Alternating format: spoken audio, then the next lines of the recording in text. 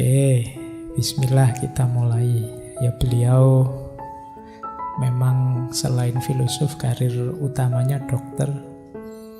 Beliau jadi dokter di Teheran, kemudian dipanggil jadi kepala rumah sakit di Baghdad. Eranya Khalifah Abbasiyah ke-18 Al-Muqtafi. Jadi di era beliau inilah Ar-Razi dipanggil ke Baghdad untuk jadi pimpinan rumah sakit.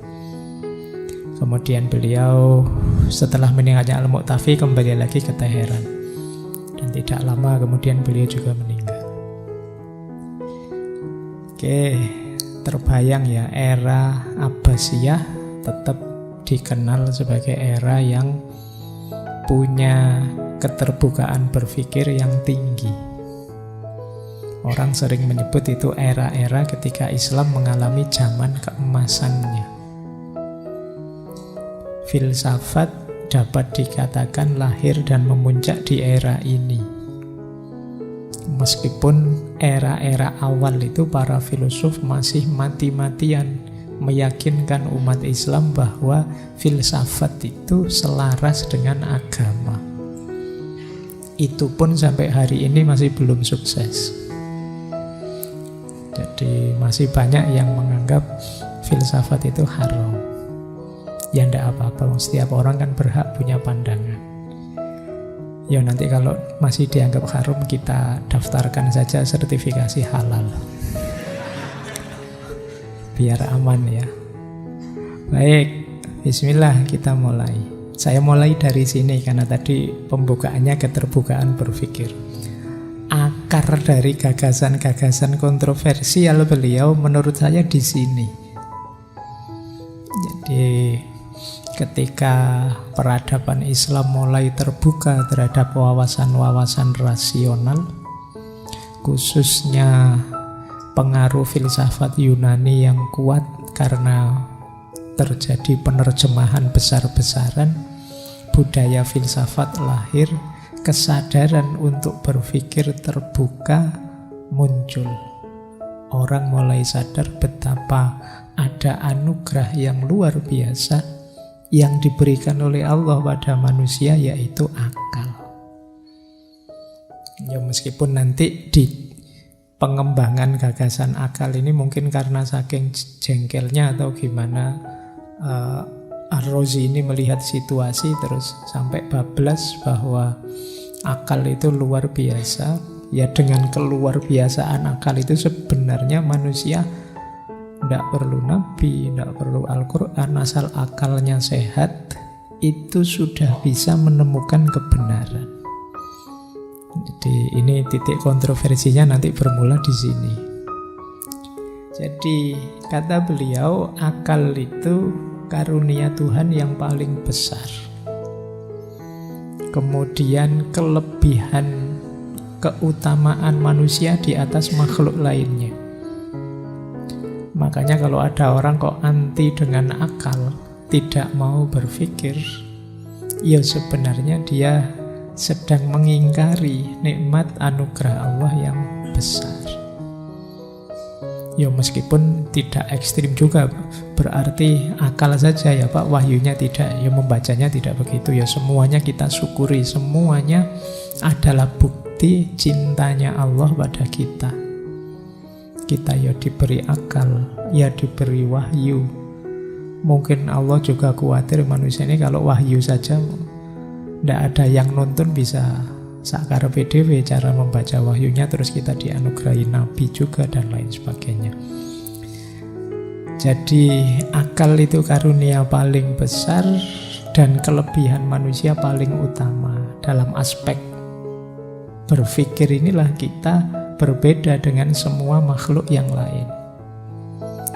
Kemudian akal juga anggota tubuh kita, organ manusia yang paling berguna dan paling baik. Jadi di antara komponen-komponen diri kita, kata Al-Farabi, yang paling berguna untuk hidup itu akal. Ya mungkin sederhananya ya, kalau akalnya tidak jalan, kita kan disebut tidak waras, bukan manusia lagi. Jadi kalau ada ODGJ itu kan kita menyebutnya akalnya tidak bekerja utuh sempurna. Itu kalau dalam agama bahkan tidak kena taklif, karena dipandang tidak utuh sebagai manusia.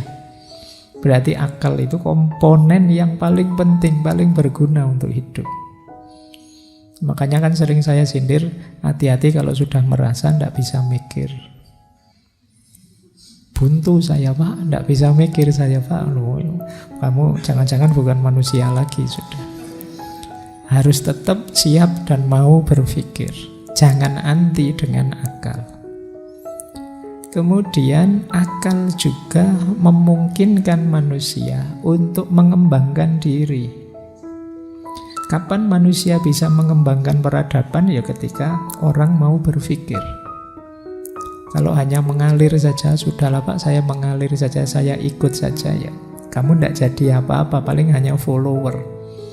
Para trendsetter yang mengembangkan hidup di muka bumi ini adalah orang-orang yang mendayagunakan akal budinya. Jadi kata Ar-Razi, meningkatkan kualitas manusia dan kemanusiaan itu ya akal. Mungkin ada yang ngeritik, ya kan tapi ada wahyu Pak. Iya, wahyu luar biasa. Tapi yang membaca wahyu apa? Akal kita. Kalau akal kita berhenti beroperasi, seindah apapun, sedahsyat apapun ayat, tidak akan kita bisa memahaminya. Jadi tetap media paling utama yang diberikan oleh Allah itu akal. Kemudian ya, akal juga yang membuat hidup ini jadi indah, jadi nyaman, jadi manis. Yang menemukan teh ini, teh kalau dicampur dengan gula ditambah air panas, itu nikmat loh. Itu kan reka-rekanya akal, hasil ijtihadnya akal. Semua bidang hidup manusia kreasinya akal. Baju kita yang seperti ini, baju itu enaknya masuk lubang yang atas lebih besar. Kalau tangan di model mirip tangan saja, itu kan pembacaan akal. Sekarang ada karpet seperti ini, misalnya di masjid dulu mungkin hanya tikar saja, dulu sebelumnya hanya tanah saja, hanya lantai saja, sekarang bisa kayak gini. Itu kan kinerjanya akal. Pak, sholat itu pakai sarung apa pakai jubah apa pakai celana Pak yang benar? Itu apakah sarung, apakah jubah, apakah celana? Itu kan istihad budaya menggunakan akal oleh manusia. Jadi tidak mungkin kita meninggalkan akal. Nah, itu hal yang sama dijelaskan oleh Ar-Razi. Hidup jadi indah karena ada akal. Enaknya warna hijau apa warna kuning ya masjid ini? Apa warna merah ya masjid ini? Itu kan akal yang membaca, wah enaknya merah, jangan nanti dianggap partai. Enaknya ya hijau loh, apa hijau tidak dianggap partai? Jadi itu kan pikiran kita yang bermain dengan itu.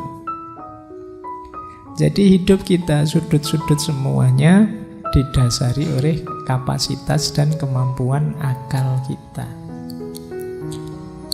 Akal juga yang membantu kita meraih tujuan dan cita-cita. Teman-teman punya cita-cita apa? Itu kan kendaraannya akal kita. Kita mesti berpikir caranya gimana ya? Itu akal kita. Untuk bisa lulus cepat caranya gimana? Untuk bisa tidak jomblo lagi kira-kira jalan apa yang harus saya tempuh? Apakah tiap minggu ke salon? Apakah ke dukun? Apakah kan macam-macam? Itu kan pilihan-pilihan, opsi-opsi yang kamu cari dengan akalmu. Kemudian yang selanjutnya memahami dan membongkar gejala alam dan misterinya dan juga manusia. Jadi Al-Quran sendiri kan menyuruh kita Wa fi anfusikum afala tubsirun. Kita juga disuruh membaca fil afaki, membaca alam semesta dan seterusnya. Itu ya tadabburnya kan pakai akal kita. Ayat-ayat Allah itu yang diperintahkan untuk kita baca dalam Al-Quran kan ada 4 itu kan. Ada ayat qauliyah yang tertulis ya Al-Quran itu. Ada ayat kauniyah alam semesta yang harus kita baca. Ada ayat nafsiyah, kita diminta untuk membaca manusia, membaca diri kita. Ada ayat-ayat sejarah tarikhiyah, kita diminta membaca sejarahnya umat-umat terdahulu. Loh, 4 ayat ini kalau kita tidak punya kapasitas berpikir yang cukup, ya kita tidak akan bisa mengambil pelajaran.